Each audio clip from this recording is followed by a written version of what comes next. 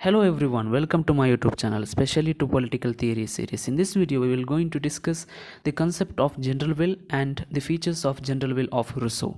So, if you haven't subscribed to my YouTube channel, please subscribe for more videos. Without wasting our time, let us begin. What is general will? General will is collectively held will that aims at common good and common interest.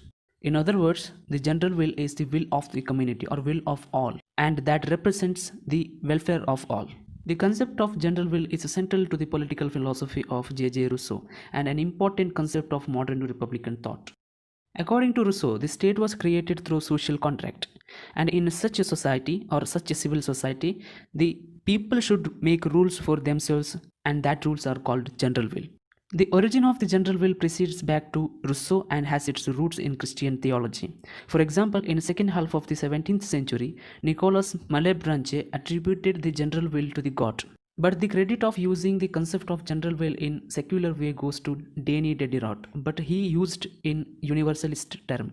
But Rousseau used it differently and he used it to the politics. Now let us discuss the features of general will of Rousseau. General will is something that advocated popular sovereignty. As we discussed in the previous videos, Thomas Hobbes, through his social contract theory, had created a sovereign authority apart from the people.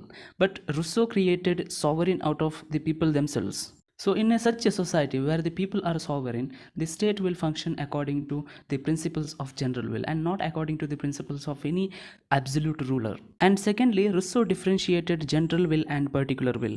According to Rousseau, will of the community is general will and will of individual is particular will. Particular will could be either in favor of general will or it also could be against the general will. When it is in favor of general will, it is called as the real will. When it is against the general will, it is called as actual will. When an individual is motivated by his momentary self-interest and he is acting against general will, then it is called as actual will. If he is acting on the common good, then he is acting on his real will. And thirdly, according to Rousseau, the absolute unanimity is necessary for only the original contract. Once the state is established, the consent is implied in the fact of residence. Moreover, the unanimity in practice is impossible to secure. So, general will to Rousseau is not necessarily a unanimous will. According to Rousseau, the general will is infallible and is always right as it stands for the general interest and the welfare of all. Since general will is the real will of each individual, it must be sovereign. It should be followed and obeyed by all individuals. Rousseau says the obedience to the general will is obedience to oneself because everyone is the maker of general will. And fifthly, general will is the will of every individual. For example, when everyone wants to follow the traffic rules, it is called as his real will. And collection of everybody's real will is general will. Since the real will is best will of an individual, general will is the collection of all individuals' will. Hence, it is best will of every individual. And sixthly, the general will is permanent, inalienable and indivisible. It cannot be given away partly or fully by citizens to the legislature or any other body. If it is divided or delegated, then the general will is destroyed.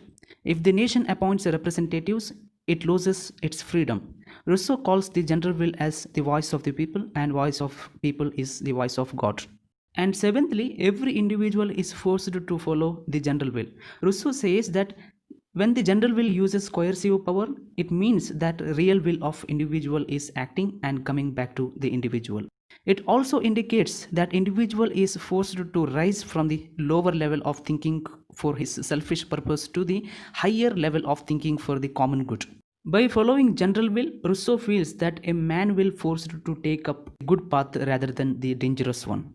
And the eighth feature of Rousseau's general will is that Rousseau makes a distinction between the general will and executive will. He considered lawmaking as the task of sovereign general will, but enforcement of laws as the work of executive will, which is the agent of general will. Thus, government is the agent of the people and subordinated to the people. Government is the product of sovereign decree. Thus, the general will is impersonal while executive will is personal. Ninthly, for Rousseau, law is not the will of a particular class, but the will of whole nation. Rousseau believed in direct government by citizens who should themselves make law in public meetings. So, law was the expression of general will. In the sphere of law, individual has dual role. The first one as lawmaker and secondly as law respecters. And finally, Rousseau wanted the individual to be completely loyal to general will. According to him, it is better if the association other than the state do not exist. Even if they exist, they should not come in the way of state, which is created through the general will. Thank you so much for watching this video. I hope you enjoyed. Please give me thumbs up, and for more videos, please subscribe to my YouTube channel. If you have any suggestions, please put it in the comment section.